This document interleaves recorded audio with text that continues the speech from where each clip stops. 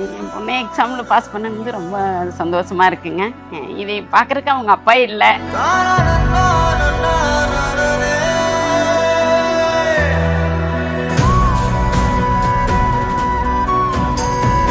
5 வருஷம் ஆச்சு, 3 வருஷம் ஆச்சு, இன்னுமா படிச்சுட்டு இருக்கீங்க, எக்ஸாம் எழுதுறானே எப்பவும் சொல்லிட்டு இருக்கீங்க, அந்த மாதிரி கேட்டாலும் அம்மாட்ட தான் கேட்பாங்க.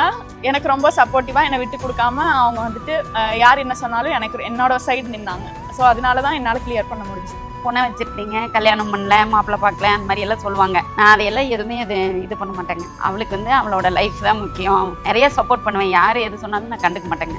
போன டைம் 166 வாங்கியிருந்தாங்க. அப்போ 1.5 மார்க்கில் ஏதோ போயிடுச்சு. அப்போ ரொம்ப ஃபீல் பண்ணாங்க. அப்புறம் இப்போ ஃபர்ஸ்ட் நாளே கவுன்சிலிங் போகிற மாதிரி வந்ததுனால ரொம்ப சந்தோஷப்படுறேன் நான். எனக்கு அவங்க அப்பாவே எங்கள் கூட வந்த மாதிரி ஆயிடுச்சு.